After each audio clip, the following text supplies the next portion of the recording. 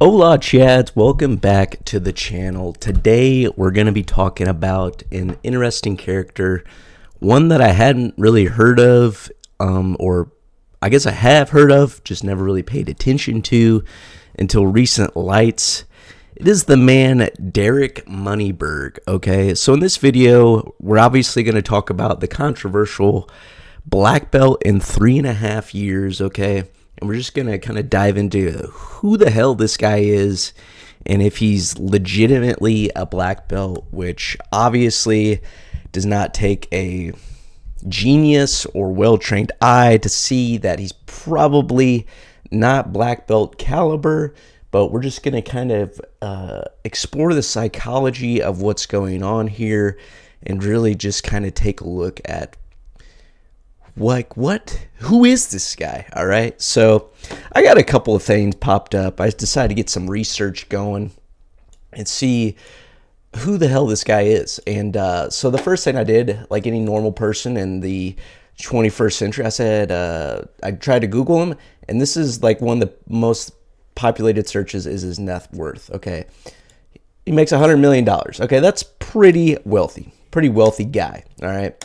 And let's think about our past as a grappling sport, okay? We're not a wealthy sport. Let's just throw that out there, okay? Only people who do this sport watch the sport, okay? I don't know many other people that watch it who don't participate in it actively, and that is a fair assessment. And so a large amount of our competitions are funded by guys who are very rich and love the sport. Abu Dhabi Combat Championships, okay? Who funds that? The sheiks in Abu Dhabi who like grappling, okay? CJI, who was that funded by? An undisclosed rich as hell guy who wanted to see Craig Jones put up a fight against the ADCC, right?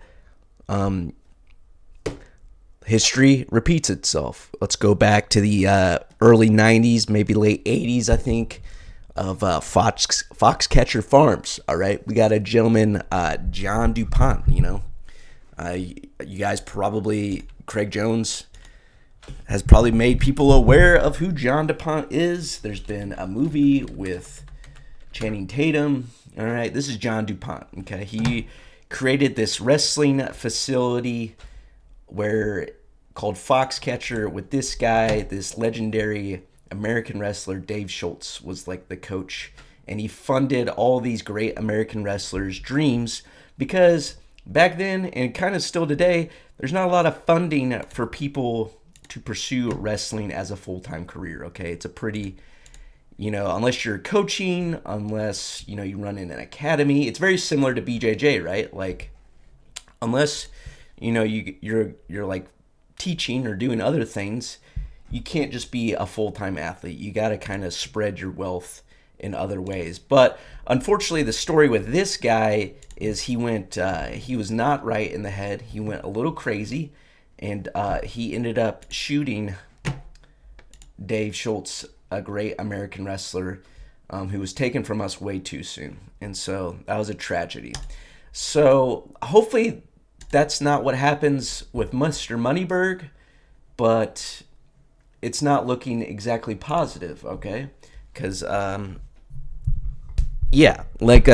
could be some similarities, I guess, Sean. The wealth, the little odd mannerisms and characteristics. But yeah, anywho, it says he has many degrees. His worth comes from training programs, live events, brand advancement, YouTube ad revenue, sponsorships, private mentoring services, etc., etc. And he has an MBA from the University of Chicago. So it looks like he does a lot of his marketing and a lot of this stuff from his YouTube channel, right? 174,000 subscribers. I'm Derek Moneyberg, investor, entrepreneur, wealth coach. I earned my MBA from the #1 business school in the world. Study video lessons, and I'll help you learn to be a pragmatic, gritty, real-world strategies I use to build my business and investment portfolios. So he's saying he made his wealth through investments. And yeah, if you have a YouTube algorithm that has a lot of BJJ or UFC in it, you've probably seen this guy's YouTube videos pop up. All right. I've seen his YouTube videos pop up, but I've never clicked on them mainly because I don't know. This just seems the rash guard, look at this. It just seems weird. Like it seems like a gimmick. Like I don't know. Like his hair, the way he looks. I don't know. I just got like a creepy vibe from him, and like people in the videos either look like what Gilbert Burns looks like here in this like cover photo, just kind of like they've been forced, like Gilbert owes him something, or else like this guy will like murder Gilbert's whole family or something. Like, look at that face. Like, that is not a face that says I'm happy to be here. One of his most popular videos is with Mikey Musamechi. That explains a lot. John Danaher, look at John Danaher's face. He's like uncomfortable. Gordon's laughing. We all know Gordon's of stable mind as well. Also, he's got Brandon Carter. If you know anything about Brandon Carter, this guy is annoying as hell as well. He's like a fitness influencer. The man drives me freaking crazy. And of course, they got the Rolls Royce emblem in this thumbnail. I got wealth. I drive a Rolls Royce. Okay. This guy annoys me. You see his ads every time you open a YouTube video. This Brandon Carter's guy is like, what if I could tell you could make $10,000 and get all the Latina baddies, but you're wasting your time coaching all these clients when you could just rip them off for $5,000 and not give them their money back, which is another thing we'll give him into, right? So here, we'll get into a Claudia. Greg Jackson looks like he's very upset, fighting for his life. But yeah, we'll just say here about the scamming, about the little bit of this is the second most popular search. Derek Moneyberg scam, okay? And there's this one guy who makes a pretty good YouTube video on what's his name? Yeah, Spencer Cornelia. He makes a YouTube video about several people paying about $5,000 to Mr. Moneyberg for private like investing coaching, for like mentorship or one of his whatever he offers about money and finance and all that. And the guy paid him $5,000. Moneyberg had him sign a bunch of documents, basically saying like, I can give you this information whenever I want. The course can happen whenever I want.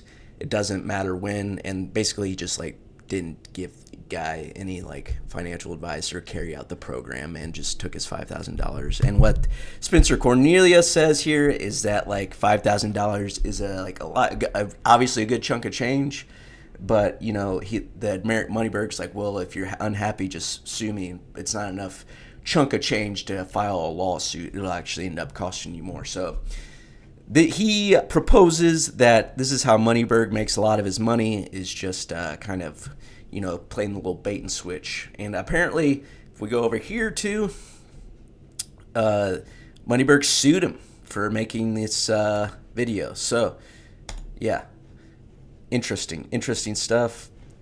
So that is another little thing of his aura before we even get into the jiu-jitsu aspect of Mr. Moneyberg. Yeah, so scam. And then I said, all right, let's look at his BJJ, all right? So let's just go ahead and get it. He got his black belt in 3.5 years. I believe it was given to him by Jake Shields. And so what we got to keep in mind about Jake Shields, he's recently also held a podcast that, you know, he's expressed some interesting viewpoints. So if Jake Shields is giving this guy the black belt, then you can maybe assume they have some similar viewpoints about stuff that's a little interesting.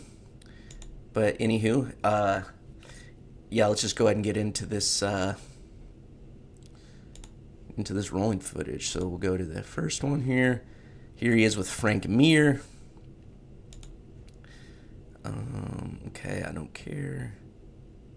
Oh, here we go. Okay, well, he kicks like a Jiu-Jitsu Black Belt, all right? That's a Jiu-Jitsu Black Belt kick. There we go. Okay, now he's rolling with Claudia. Front headlock, nothing. Okay. So this is just showing that Jake Shields trains him. Looks like he gave Claudia a fur mink coat. That's pretty sick. But yeah, this obviously, if you want a good video to watch about this whole thing, this is the one to watch. He's made a fantastic video about it. But yeah, all right, here we go. So he's with Claudia Gadelha. Claudia, he tries to go shin on shin into reaps the leg. No entanglement. Okay. I mean, there we go. Okay, finally he gets into it. All right. But look, very hard to get a shin on shin sweep if both knees are down. All right. Usually combat army bases when you get it. No connection. A lot of room for an underhook. Has his foot floating for a while, then finally locks it up. Whoa. Okay.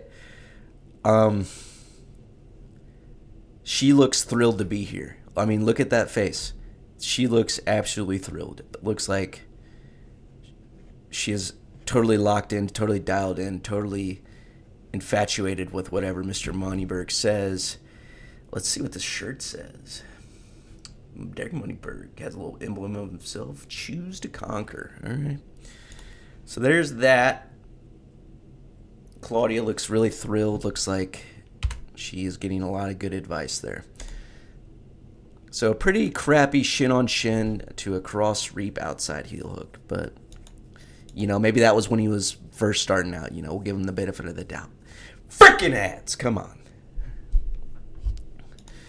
All right. Here he is, Frank Mir.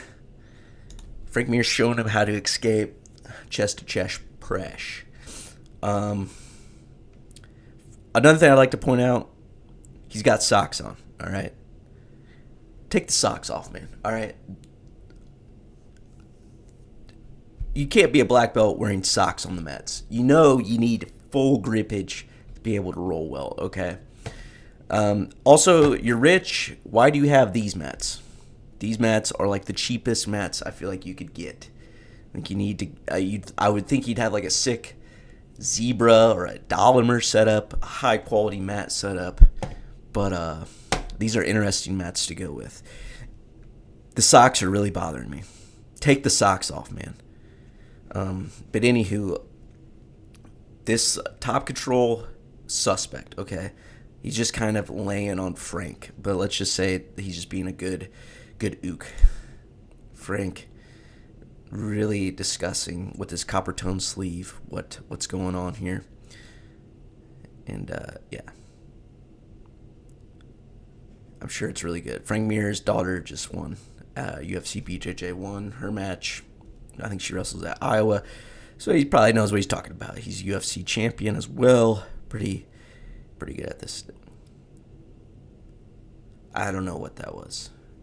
That was just like a horse cock off the guy off you. I don't know. Maybe an oompa? I don't know. I've never seen that escape taught. I've never seen it work. If Moneyberg trained with Gordon Ryan, he would be doing a cranial shift, driving that shoulder into Frank Mir's temple. But evidently he's not. Yeah, I don't know. That's not really something that would work at a high level. I respect Frank, but can't say I agree with that. Here's Royce Gracie and Gordon Ryan teaching him an omoplata. All right, once again, socks. What the heck? Come on, socks, dude? Socks. Also, why does he have a ranked rash guard and it's blue? He's black belt for sure. Anywho, a lot of space in this omoplata, all right? A lot of space. And he's got socks on still. I cannot get over the socks. Holy buckets. He comes up with it. Very awkward. Not very mobile. I'm not a mobile fella, but I'm more mobile than Mr. Moneyberg. Guy rolls through. This is the popular clip. All right. Seeing him really get close and personal with this This toe hold. Frick, I messed it up, didn't I? Here, we'll just reopen it. This toe hold mess up is a thing of absolute beauty. Comes up. Gordinho. Happy birthday, Gordon. He just recently had a birthday. Called out a teaching assistant. Oh my gosh, that is hard to watch. That's tough.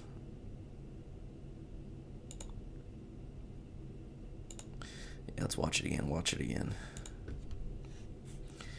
Looks like a nice little kitchen there in the back. Maybe that's why he has these mats that are a little bit mobile and he can roll anywhere. Toe hold probably not working on anybody. You have no control of the hips. They could probably just spin out. I've never seen anybody teach a toe hold from an omoplata, but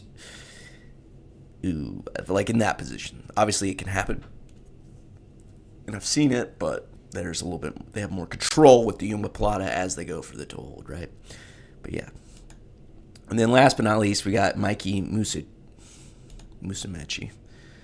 Probably one of the most hated people in grappling. He's lurking a little crucifix into the Kimura. Not really sure what he's doing here. That is not a move at all. A violin armbar from there. Don't think that would ever happen either. Mikey talking him through it. Interesting. So, I don't know how they ended up in this position. Obviously, Mike's just, look at this face. Even he's uncomfortable, okay? Probably like one of the most like nicest guys, honestly. Even though he gets a bad rep, he is a very nice guy. He's just confused and annoying. He looks annoyed. He looks like he's sick of this crap.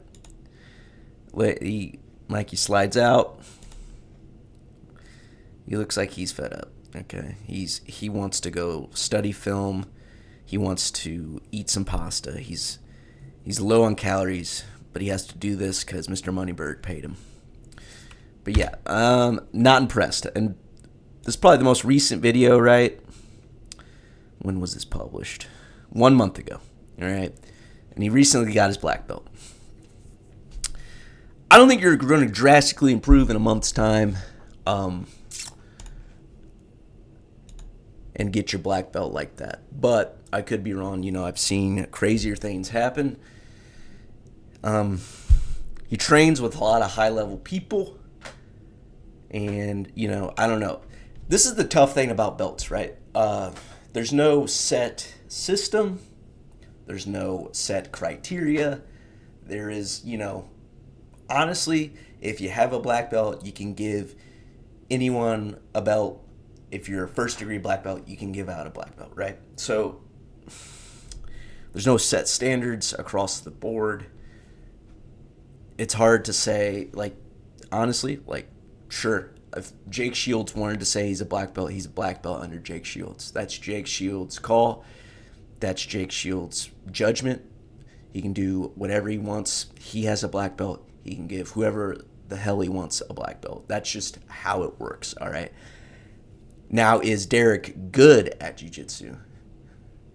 I mean, obviously, we can probably say, no, he's not an elite level practitioner. You know, there's a difference between getting awarded a belt and being good, right? Like, a coach of mine always said, you're only as good as your last 90 days of training.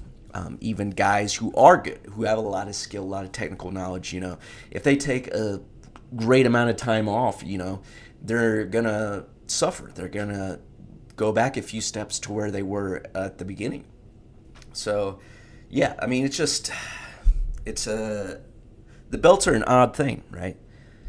They're an odd thing. And unfortunately, as a like niche sport, we kind of need people like Derek Moneyberg to keep the sport alive or to progress the sport. We need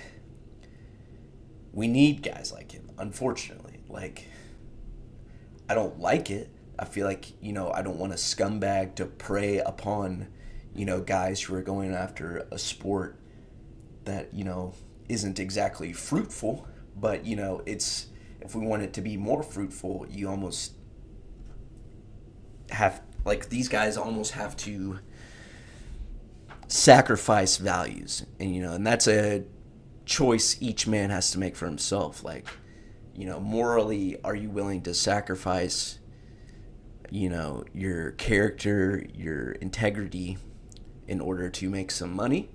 Or are you willing to stick up for what you believe the sport's about, to believe what you need to do that is right to uphold the sport, and not give this guy a black belt and maybe lose out on money that could be life-changing, that could be, great for your family? That is a tough spot, right?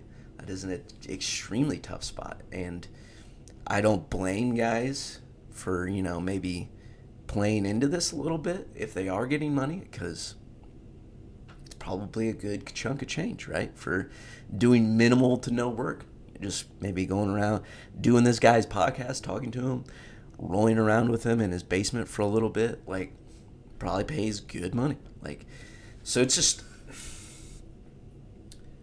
it's people like this guy that keep our sport afloat and alive. And I'm not saying I like it, I'm not saying it's good, but it is up for every person for themselves to distinguish. Like, if you want to be a high level competitor, the main way you make money is making instructionals, doing privates, and having an academy, right? Teaching at an academy. And who pays money to come to these seminars, these academies, pay for these private lessons? It's guys like Derek Moneyberg, right? So if you want to be a jiu-jitsu practitioner, these are the people you have to deal with. And that's kind of the dark reality of the sport. And it's a catch-22, right? Like, you're like, I don't want to, bow to these people and, go against my morals. But, some guys want to chase the dream. And in order to do that, you have to do this, right? Like, you can't have a full-time job and be a professional jiu-jitsu athlete. It's very hard. There are exceptions. Don't get me wrong, there are exceptions like DeAndre Corbet, Paul Ardea, but they're not the norm, right? And so you got to do what you got to do. And I can't blame these guys for it. I don't like it, but I can't blame it. So, anywho, those are some of my thoughts on it. I mean, it's pretty obvious that guy's not a black belt, but there's obviously more to the story than that. And so I'd like to hear your guys' thoughts, hear what you guys think. So I'll talk to you chads later.